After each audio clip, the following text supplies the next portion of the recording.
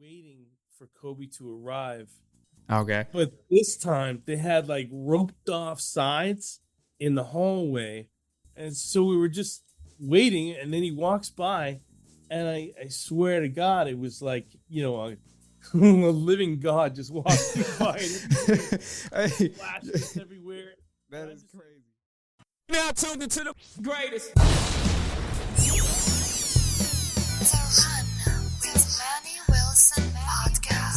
The Run with Manny Wilson podcast. The best sports podcast there is. Yes, sir. What's up, everybody? Welcome back to The Run with me, Manny Wilson, all the way from Detroit to Chicago to your speakers and headphones. And this time we're going all the way out to LA, but not just for the topics, for our special guest.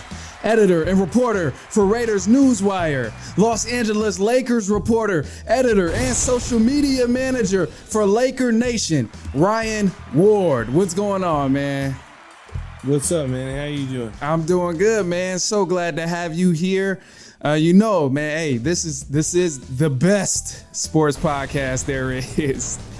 That's what we like to say here. But look, man, hey, let's get into it. I'm so excited to have you on, man. And I gotta have you punch a ticket before we get started. And to punch the ticket, that's the gateway for the episode to continue going. So the question here to get started is, I know you covered Kobe for some time, so we have to hear, what's your favorite Kobe moment out of all the years you spent covering him? That's easy. The last game, 60-point finale was just Beautiful. just out of control. Yeah. From the moment I woke up to the moment I went to sleep, that was just a crazy day. Like, I remember even the days leading up to it, I kept getting all this free stuff from like companies and stuff that were promoting. Oh, wow. Like Kobe's last day. Like Body Armor sent me this cool like 6-pack of what was it called? It was really Blackout Berry, which is like Kobe's like flavor. They told me to look at one of the bottles, and like I had like this note, right? Mm-hmm. One of the bottles was signed by Kobe. Damn, that's dope. I was like, wow, and I didn't expect anything because they'd been nice to me before. They would just send me like cases of the stuff, right? And they sent me that. And I was like, wow, this is gonna be a crazy week. That is, and then I got up that. Remember, I got up that morning and got like kind of. It's like one of those moments where you're like excited but you're sad at the same time. Yeah, the bittersweet, like, man. Can't wait to see this, but at the same time, I know it's the end, so it's I'm never gonna see it again. So I remember getting there, and there's all this like fanfare outside Staples Center, and all these Kobe themed things, and I was like, this is insane.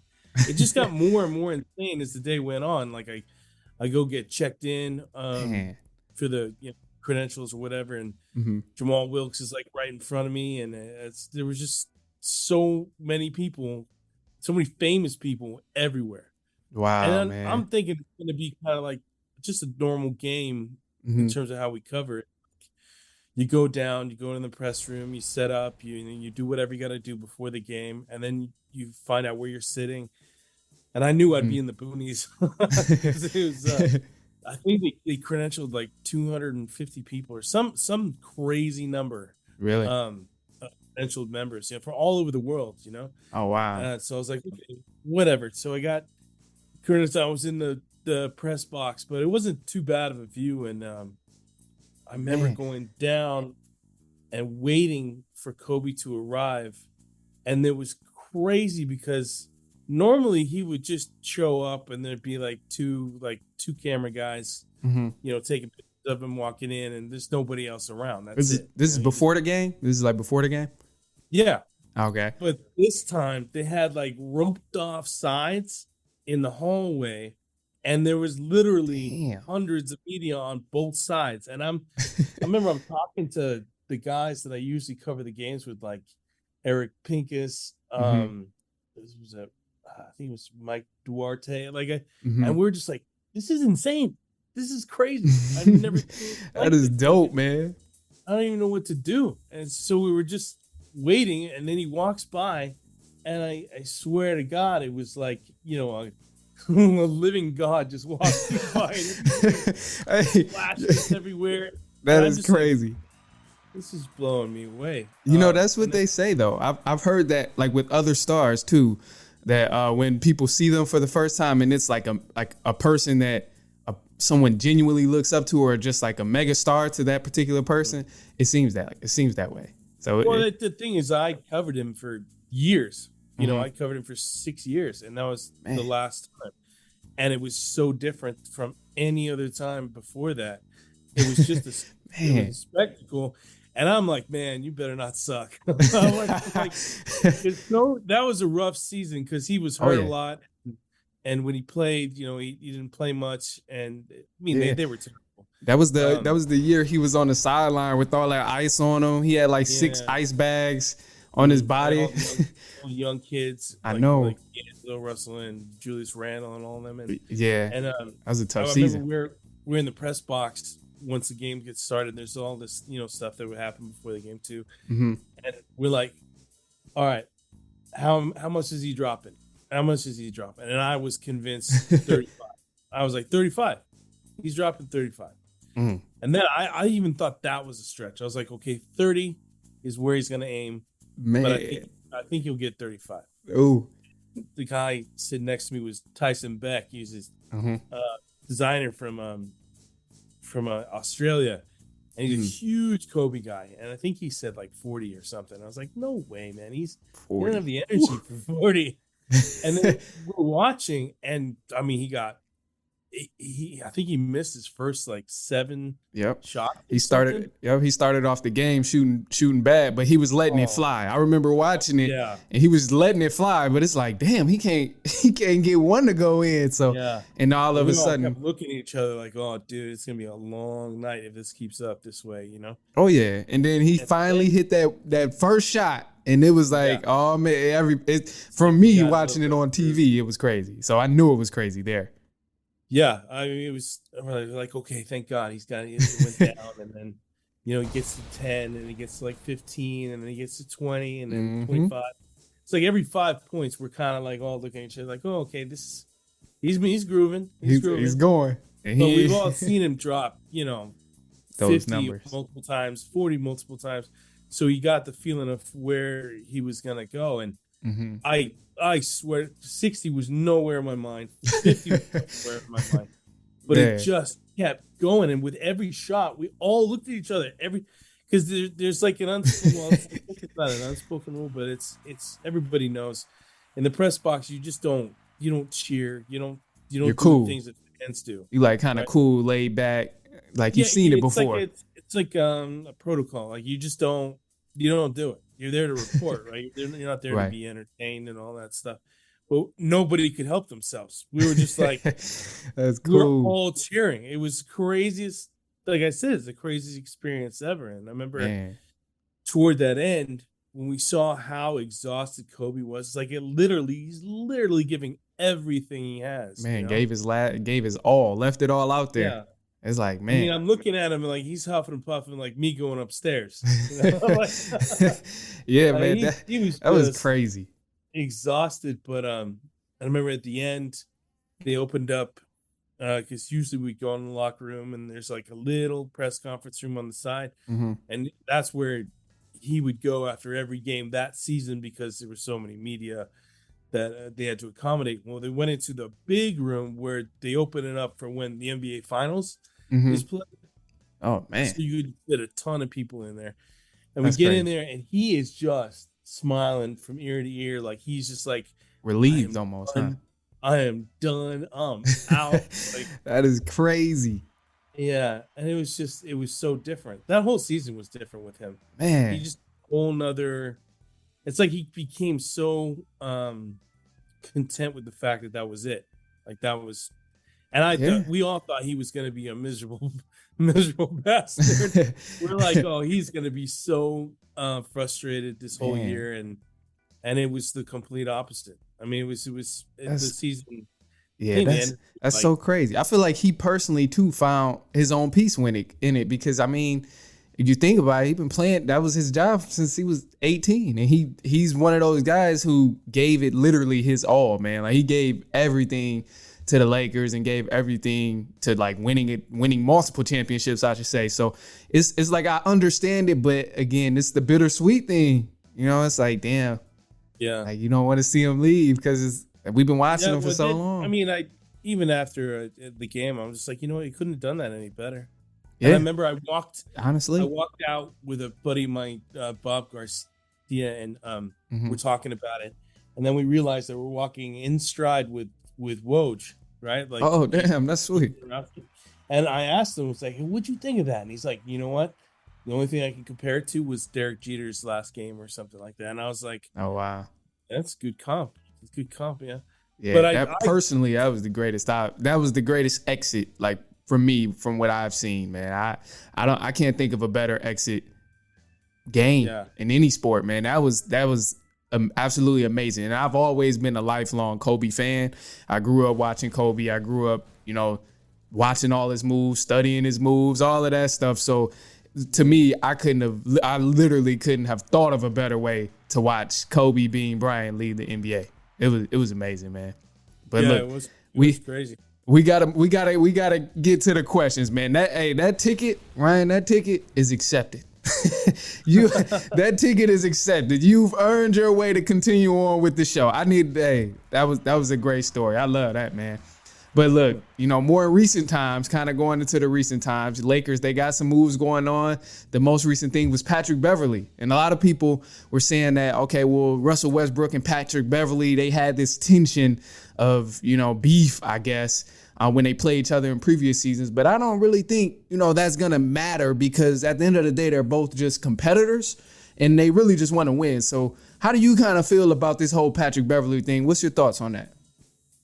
Well, I think the whole situation's weird, right? It's like, I would say ever since the Russell Westbrook's exit interview, it's been really strange. Like, because he just threw everybody under the bus and took no accountability for anything. Yeah. And then we're like, okay, well, what the hell do they do now? Is he going to opt in? Is he going to opt out and try and sign somewhere? I mean, you don't turn down, what was it, $47 million or something? Yeah, man, he got a bag for it. Yeah. So, we knew he was going to opt in. And then the tension at the Summer League where LeBron and him just, didn't even acknowledge each other. Yeah. That was weird. And I'm even just be smart, be professional, go up and just do, but they don't, ego gets in the way. And apparently, I don't know if their friendship is damaged or whatever, but that was strange. It was really weird. Then everybody's like, oh, well, he's definitely done now. Yeah, and then people were talking about the weird, Kyrie trade. And I know at one point in time, especially after the season, and correct me if I'm wrong, because, you cover the Lakers, so correct me if I'm wrong. But I did see a couple reports that were saying, right after the season, that the Lakers and Russell Westbrook were going to part ways. So when I'm doing the podcast and I'm talking about stuff, I'm like, man, I'm thinking, okay, well, Russell Westbrook's gone. If the Lakers saying he's parting ways, this is they got to find another point guard. And I don't know if it was true, but that narrative from that point toward the end of the season to even now, the narrative has just been twisting and turning. I don't know what's going on with Russell Westbrook. I'll say this, out of all the years that I've covered it, and every year, the Lakers are involved in something. Always. No matter if they're title contender or just terrible. Always. They're still connected to players, Mm-hmm. But there was a lot of conflicting reports. And I think what may have happened was they were both kind of, let's part ways. And then the Lakers realized nobody wants him. I said even before or when they did trade for him last year, I was like, you know what? There's a reason he's been on 4 teams in 4 years. Yep. Absolutely, man. Absolutely. There's a reason for and it hasn't been bad teams either. It was good teams. He played with a co-star on each and every one of those teams, exactly. and they did not have any success. So when I seen that, and then playing with LeBron, anybody who's ever played with LeBron has gotten better. Like from an IQ standpoint, a skill standpoint, at some type of way, they've gotten better. But with Russell Westbrook, I didn't see it. I didn't see it, and I know it's only been one season, but even through the course of the season, I just haven't seen it. Well, he's a strange kind of superstar in the sense that he struggles when the bright lights are on, and he has to share the spotlight with others. Yep. Right? Like OKC was his perfect situation because it's all about him. Yep. Right? There's no pressure whatsoever. Absolutely. Right? So he can just kind of flourish and get all of his triple doubles. Like I remember one man band. Quotes that he had in the exit interview was like, well, I averaged a triple double last season and I didn't this season, so it was a failure. I'm like, you could just tell right there that's his mentality. Like, so you have to average that to have a successful season. The stat like pack. You're not even thinking about the team that way. Like that's the dumbest thing I've heard from a pro athlete. Like he seems so trapped in his own mind that it's so detrimental to the rest of his career because he's gonna have to learn he's not the man anymore and he won't be ever again. Not playing with other stars. You can't always be the face of the franchise when you're playing with the other stars. So it's I don't know that, and I think also too he has there's something, and I don't know Westbrook personally or anything, but just from the way I watch him on the basketball court playing basketball, it just seems as if he's hard and difficult to coach. From any other situation that I've seen him with in Houston, in Washington, in OKC, and now in LA, it just seems like his game has never, ever altered at all, regardless of the situation he's in. It's always been, like you said, let's get this triple-double. Let's get these stats, rebounds, points, face of the franchise, from what I've seen. Yeah, he's got a one-track mind. And everybody praises him for the effort and everything. Well, it's like stats. He doesn't play defense, and then that's where I think effort comes into it. Everybody can put up shots and have effort on offense, but if you're not doing it on defense, I got no sympathy for you. No, that's facts, man. Defense is typically all effort. Like there's obviously guys with good footwork, but it's effort. It's effort based. Like if you're not the best defender, if you try hard and play good like try to, give intensity and, try your best on defense, you're most likely going to, get some sort of stops because you're attentive and you're aware and you're just trying. But if you don't try, you're not gonna. you can't play good defense. So that kind of. I think the shame of the whole thing is he doesn't realize he has to adapt, and I don't even think he tries to adapt. From what I see, he hears all this noise coming in, and like you said, I mean, he must be super frustrating to coach. I mean, Frank Vogel, I'm sure, just was like somewhat relieved when he got fired. He's just like, I'm out. It's crazy that you say that too, because that was actually like my next go-to, because with Vogel, they won a championship and they had the rough year and the year in the bubble, which was kind of weird. Some people count it, some people don't. But then the next season they catch an early exit against Phoenix, 2021 season, and then Westbrook, Melo get there and they have this terrible season. And, Vogel, he was obviously fired. But do you think like he was a scapegoat in that entire situation, regardless of all the drama that was going on? Oh, yeah. I think. Okay. I'm not crazy then. No. Well, I think coaches in general are scapegoats. How many times do you see a coach last more than 3 years in a franchise? If they're not winning, there's exceptions, right? There's Greg Popovich, right? Like that guy's just not going to get fired. Not at all. I think a couple guys like that. Only a couple. Steve Kerr. Is always competitive, right? Yep. Steve Kerr, there's another one. Yep.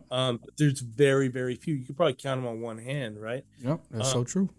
So coaches, I think they kind of know that once their voice has been tuned out, that they're done. And Vogel's definitely got tuned out because. But they put him in a situation which was so. It was weird with that personnel. I don't think he should have got all the blame. because I felt so bad for him because he's a defensive-minded coach. yeah, and you take all the best defenders and trade them. yeah, And then yeah, bring in a literally guy who the doesn't play IQ guys defense. too. Yep, the Yeah. IQ guys too. Yep. Well, like getting rid of or letting Caruso walk and hell of a defender, Rondo. yeah, Man. just like I mean, and then KCP. Yep. Kuzma, like it just didn't make you lost all the intensity guys and the great work hard role players, and you need those gritty guys. And I really thought Rondo was probably the biggest hit out of all those guys, because Rondo has all other championship experience, and he's just a great point guard overall. And I feel like, with LeBron trying to play off ball now, that's what he needs, a point guard with a good IQ and that understands the game just as well as him to kind of balance that out. And from what I've seen, it worked great with that, with having Rondo there. Well, the funny thing is everybody loved him too. Everybody loved Rondo. Like Vogel thought he was like kind of a coach on the floor for him. Yeah. You can tell, man. Yeah, but it's just everything kind of just fell apart out of nowhere, and he was just left with this team that just had no direction, no heart whatsoever. Man, yeah. It was tough. I mean, it reminded me of that the first Dwight season, and I think was it 2013? Yeah, with Steve Nash. Oh man. And that season everything was just collapsed. That season was so crazy. Was it Nash and Damian Lillard collided, right? Yeah. Collided knees, and then it turned out that was a nerve in the knee that went to the back, and just Nash was done after that, right? Yep. And then Kobe was on and off hurt. Dwight exhausting himself every single night, which was actually fun to watch, but the frustration level was insane. Yeah, and then Dwight just wasn't the same guy, and then I think Powell kind of was like, this sucks. And that was tough, man. It was, it was the beginning of the end of that, but there was definitely similarities there. I was like, all these expectations, and they just can't do it, and the part of the team, the connectedness was gone. It's like it's a bunch of mercenaries. Yeah, that was tough, man. And also, hey, is it true that the Lakers had a chance to get Kyle Lowry? I think yeah, I heard about that, but I didn't know if it was true because I didn't see a lot of sources. I always try and go to multiple sources before I even say something or throw something out there. I try and check with multiple sources, but I'm checking with you. You're my source. Well, that's where I thought that the Beverly deal the other day was like, it was kind of like proof that things have really been screwed up, because I thought because I think what came down to the trade deadline that season, where it was, what was it, THT, and I can't remember who else was involved. Was it Stanley Johnson? I know they traded Stanley Johnson for Pat Bev. No, but I mean the one that they had with the Raptors, that's what they were going to do. And then their reluctance to get rid of THT was, I liked THT, but at that point in time, Lowry was exactly what they needed, right? Yeah, I agree. Because they needed. Lowry's not the same guy now. Like it's not an apples to apples thing now, but it's like that's. I was like, so you had to trade THT and Stanley Johnson, who was pretty decent last year, right? For Pat Bev, who's 34. Like I mean, Pat Bev's got the team found it. Yeah, he got that dog in him. It's like it's such a drop off. It's like, it's a weird move, man. It is a weird. I like it for the Lakers though, because obviously they need that toughness and that competitiveness to get them kind of over the edge. But it's just kind of weird personnel wise, because it's not like Pat Bev is the best shooter. Obviously, he's there to play defense, but I mean, still, it's kind of hard to stack a team more and more without shooters, especially when you got LeBron there. So I don't know, man. I don't know how they gonna get this going. It's so weird to me. The funny part, well, it's not funny, it's kind of sad, is they had the formula that worked in the bubble, right? They were playing defense, decent shooters, and then they just kind of go completely the other direction.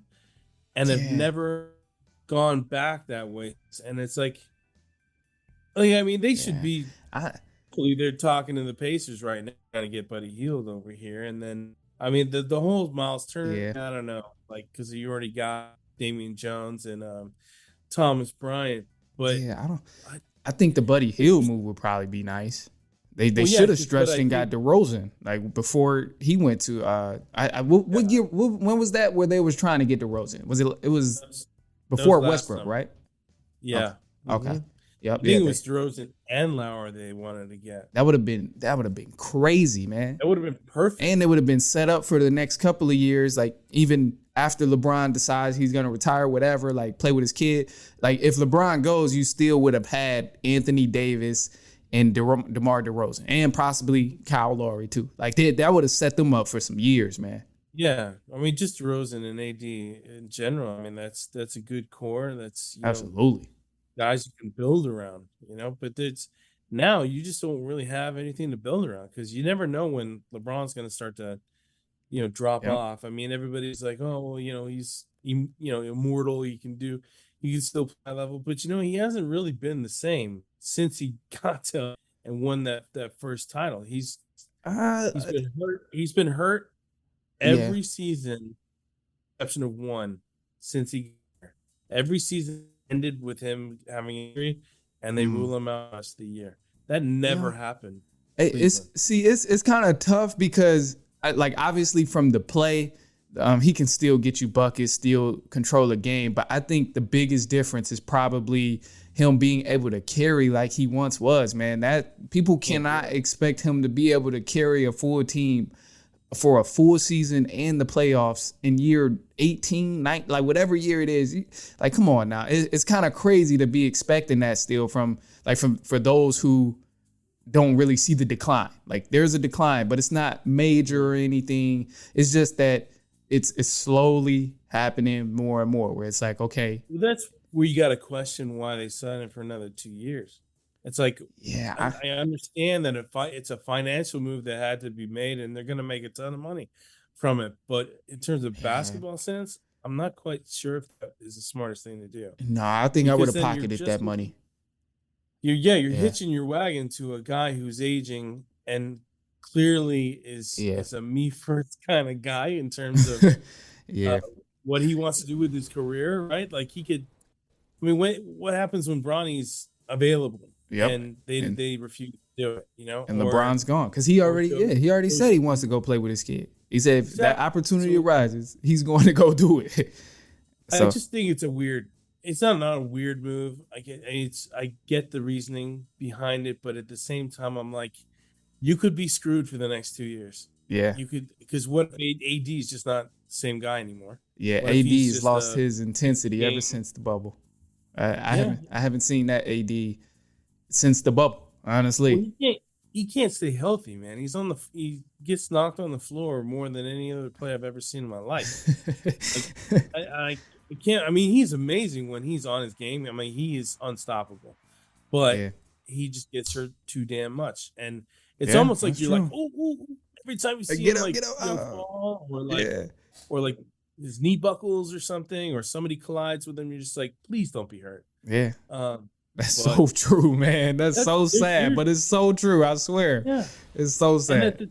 I think the margin for error is so small now because you have an aging LeBron and a guy who just can't stay healthy in AD. So you're basically hoping everything goes right with no problems and all the guys around them are going to be good enough, which I don't think they are. Some of the moves they made, I'm like, how does that make this team better? They're still old, man. They still got a lot of old guys on there. I know they didn't bring back Melo yet, but other than that, I know they still got. They still obviously LeBron, and I don't see much youth coming in from that team. Like last year, we know they were. I think they were the oldest team, correct? Yeah. Oh yeah. Yep, the oldest team in the league, and then losing a couple of those guys, Melo, Dwight Howard, and stuff. Like they didn't bring in any more youth to fill that void. And so they just it's just weird. The youngest guy. They just traded PhD. Yep. And he's actually pretty good too. He's a bucket. Like I mean, he's for development wise and future wise, he's pretty good. So he couldn't play on the floor at the same time as Westbrook. Those two just couldn't coexist. Westbrook is tough to play with, man. I think that's kind of been a common theme over and over, is that people are starting to realize that Westbrook is more and more tough to play with. So I don't know, man. But look, we're going to take a quick break here, Ryan, and then we're going to jump back into it, jump into some more topics. We'll take a quick break, and we will be right back.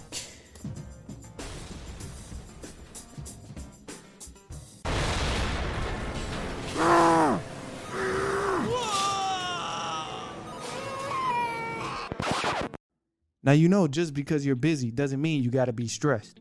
I'm crazy busy right there with you, but it can be easier. Next time you're on a run, just make it more fun and listen to The Run with Manny Wilson. It's The Run with Manny Wilson podcast.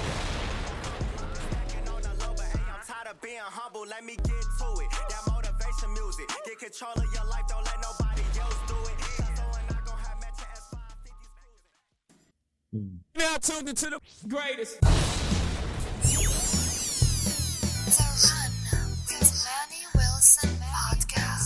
The Run, the Manny Wilson podcast. The best sports podcast there is. Yes, sir. Welcome back to The Run with me, Manny Wilson. I'm still here with my special guest, Ryan Ward, from the Los Angeles Lakers, Laker Nation, and Raiders Newswire. So that's what we got to touch on now. We talked about the Lakers a little bit, so let's go ahead and tap into the Raiders. Now, I know the Raiders, they got some new pieces. And there, I actually think they're a sleeper team this season because they got some new pieces there with Derek Carr, great backfield, great receiving core. And, you know, I think they're going to possibly make something shake and do good. But the only thing that kind of concerns me is how difficult and how tough their conference is in the AFC, or their division, I should say, their division in the AFC.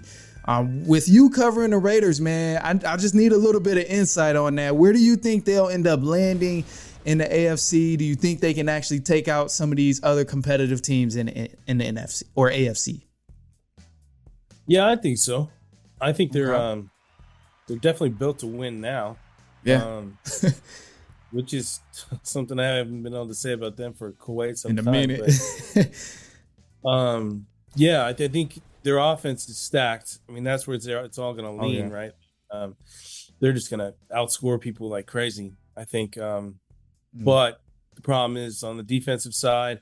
Well, I see on the offensive line is kind of a big question mark too, because Alex Leatherwood, the first round pick from last year, it seems like they're done with him because he's like a turnstile on the offensive line right now. So I think what was the rumor that came out yesterday saying like they're either going to cut him or trade him or cut him if they can't trade him, which is crazy because 1 year, you know. Man, it's a cold-blooded game in the NFL. No, it's true. But I also was like, I remember the first thing I thought of when I saw that was, damn, John Gruden didn't do shit. Yeah, I was actually gonna ask about. I have a question about that because like he was fired obviously for like the emails and stuff. But man, he had 3 straight losing seasons, and like, when he got fired, the team actually finally started winning and they got to the playoffs. So it's like, you know, is the progression and the credit, does it go toward Gruden, or like who does that credit go to, or should it go somewhere else? Because honestly, I don't know. I mean, I guess you could say Mark Davis, but even that, as long as you ain't say it goes to Gruden. No. I'm like, he was bad for too long with the Raiders. The guy couldn't draft on a team that needed to be really good in the draft, you know. And then right when he got to Vegas, he traded Khalil Mack, which it was like a dagger to the heart of all Raiders fans. It's like that was insane. Yeah, like I couldn't believe it. I was like, how is that? And then Amari Cooper right after that. I'm like, okay, insane. Yeah, like. You take away Derek Carr's best target and his best friend on defense. Yeah, like insane, man. Carr is probably the one that deserves the most credit because he's been sticking it through. He's been balling. Taking all this crap, and he's gone through all 7 head coaches or something, and he's still going strong. And I think he'll probably have the best season of his career this year, especially with Devontae there now. And I mean, if you think about it, he helped turn Renfro and Waller into household names. Mm-hmm. Okay. Now they're kind of, I wouldn't call Renfro elite, but I would say Waller is definitely. Okay. I can give you that. Now for Derek Carr too, because over the years, Derek Carr, obviously he hasn't had much help, but he's always like kind of showed the flashes of, I'm an elite quarterback in this league. Like he's a good quarterback. You can see those type of flashes. So is it safe to say like, okay, with Derek Carr, he's that guy to be a franchise quarterback for an organization? It's safe to say that, right? Yeah, I think so. Because Okay. just imagine if he had good pieces around him right from the get-go. Yeah, I kind of think his situation is like how it was for Matthew Stafford. Like, with Stafford, he's always been a good quarterback. Like even when he didn't get the notice for it when he was in Detroit, but he's always been a good quarterback. He showed those flashes. He just didn't have the pieces to like highlight anything that he was doing. And for Derek Carr, I kind of find it in a similar thing because he's been a good quarterback. It's just he can't always get the wins because of his situation. And now that he has the help, it's going to be highlighted. Yeah. I think that's an excellent comp actually, because thinking about it now, I'm like, the Lions are the Ravens of the NFC. Pretty much. But they've never won anything though. That's it. Well, it's like they had the talent, right? Or at least they had two guys you could really build around with Megatron and Stafford, right? And then absolutely, they just never did it. I mean, to the point where Calvin Johnson was like, "I'm out. I'll retire before I kill myself for this team." Yeah, that was exactly what it was. He was even linked to the Raiders at one point. He was showing up at Raider practices and stuff. Wow. I was like, "Well, that's kind of crazy," but yeah, and then you see what Stafford does immediately on a good team. Balls so out, man. I think Carr is exactly the same. Yeah, and this will be it. Like if he fails to live up to the hype this year, I think people will really throw him under the bus. But if he goes the other way, I mean, he could be like a sleeper candidate for MVP. I think. Yeah, it's still kind of tough though, man, because. Especially with the NFL, because man, it's one season. Teams are only good for so long. It's rare that a team can be good for consecutive years. And like with what we see with Tom Brady, he really makes that shit look easy. Like taking the team back to the Super Bowl over and over, like that is not common. And he makes it look so easy because of like what he's been doing in the past, and like we see it year after year. So. It's difficult for these other teams when they get there once and then to try and go back again. It's tough, man. I don't see that too often. The biggest difference with Brady is he had really good coaching, right? Yeah. Really good coaching and an organization that was like on it. Like they just knew what they were doing. They made smart moves, even though Belichick can't draft for shit, really. Like he's a lot like Gruden that way. But still it didn't matter. It didn't matter. They always made the right move. Like in free agency, they never spent too much money. Yeah. Trades, made good trades, got the right pieces there. And all those titles is a result of that. I mean, like Brady's amazing. I think he's the greatest player ever, but same. Yep. I can agree with you on that easily. But he did get lucky in terms of the teams, where he ended up and who was coaching him, and hopefully McDaniels helps turn Carr into that. I think it's a little bit of both though. I think it definitely obviously the situation is everything, because he wouldn't have been there if he didn't start off with the Patriots and get the learning experience and see how to win and all of that. But obviously they helped him in his development. But I think it's definitely just, multiple things of him as a player and also, the team there, because they got a good defense to help him out. They got good players to help him out. So those things definitely come into play. But it's I just don't like when people say, and not that you said this or anything, this is a little bit kind of sidetracked, but I just don't like when people say, oh yeah, Tom Brady, he couldn't do anything before Belichick, or he wasn't that guy before Belichick.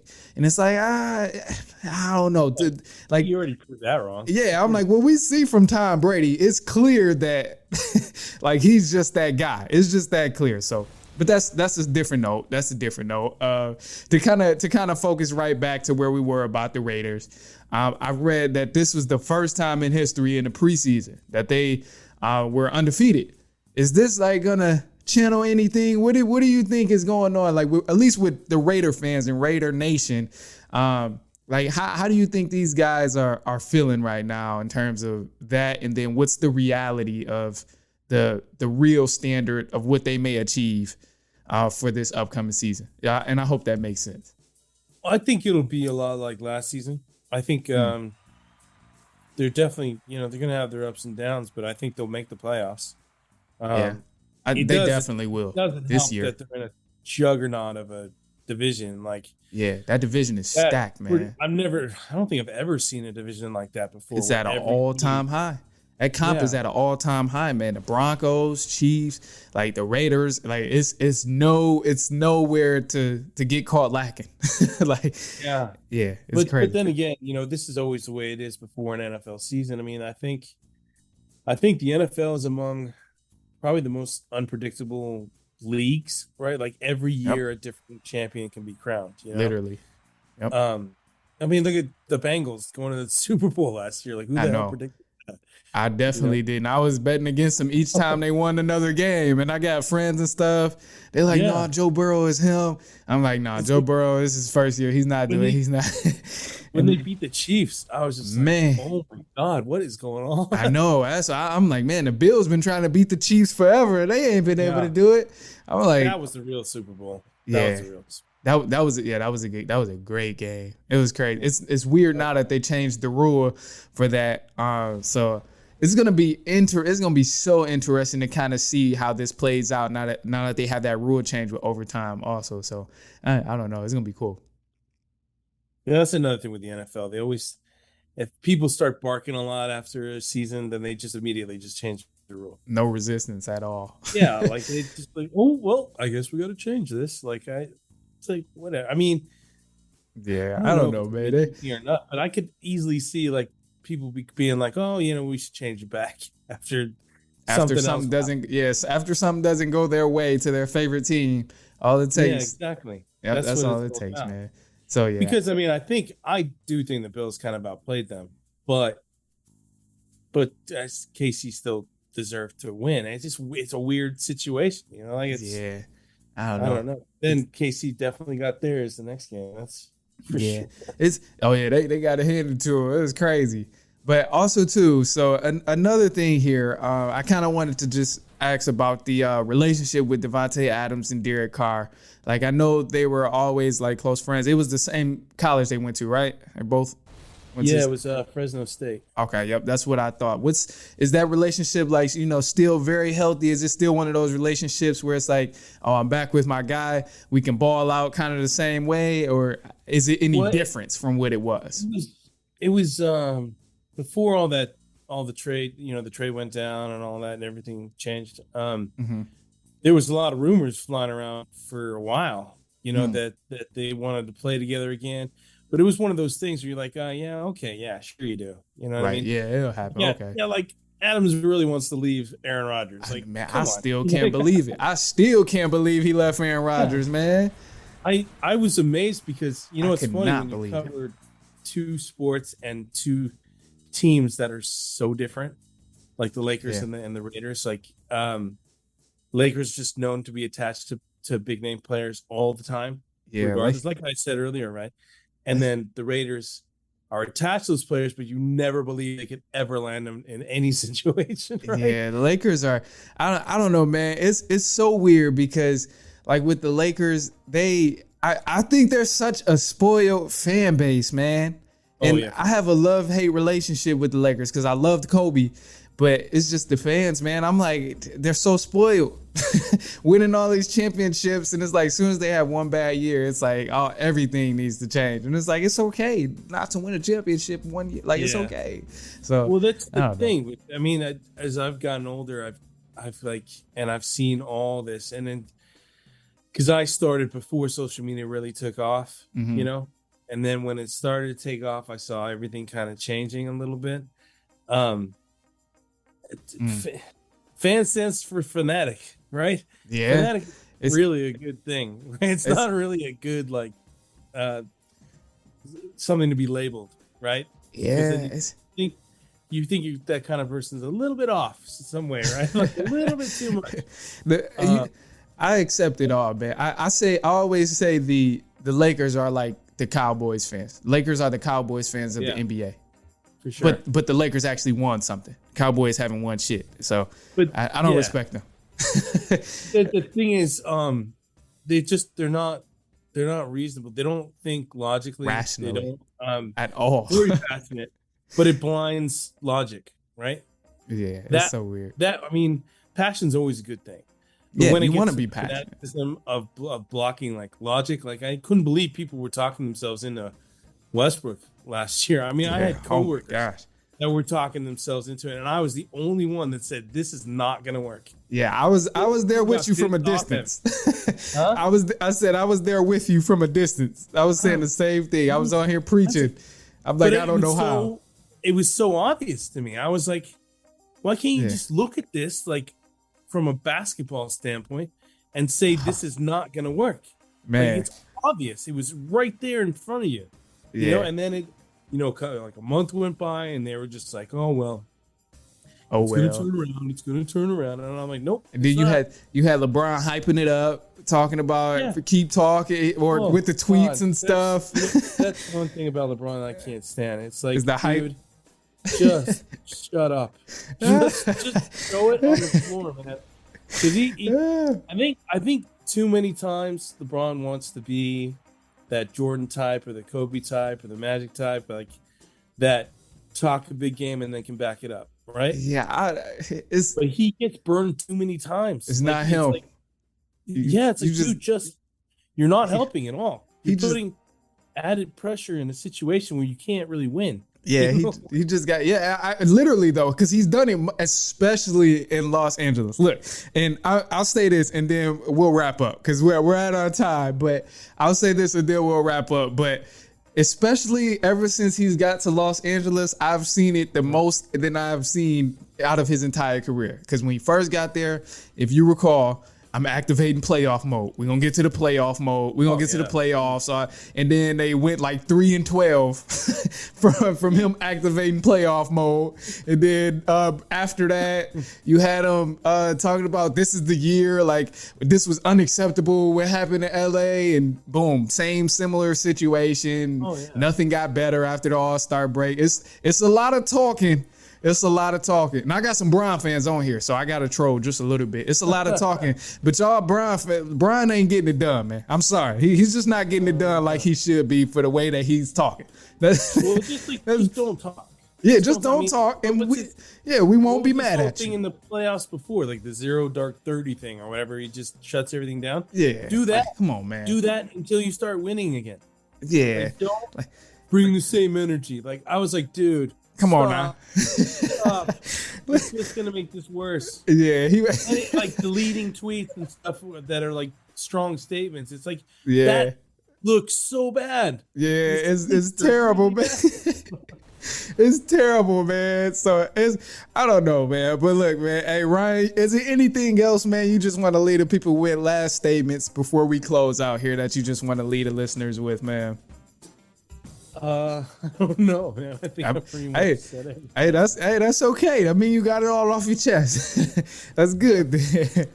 But anyway, man, go ahead, throw the social medias out there. Let people know where they can find you. Get the free promo right now, man. Go ahead, drop all of that stuff off. Well, you can follow me pretty much on anything. Instagram is the main one I got. TikTok, reluctantly, but TikTok's all right, I guess. And then Twitter is probably where people know me most. At Ryan Ward LA, and it's the same for all of them.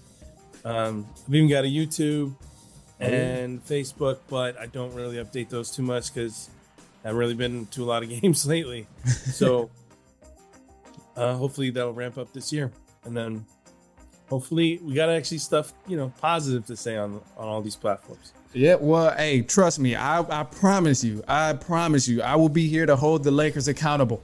I got plenty of Laker fans in my life, so I never hesitate to hold them accountable or anybody else in the league that's doing a crazy job. So I'll keep my word to it.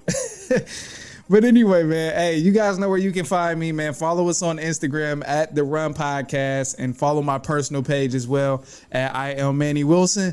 But anyway, man, hey, I hope you guys enjoyed the interview. Be sure to follow my guy, Ryan Ward, as well. And from then, we will be back later on this week, and so on and so on and so on.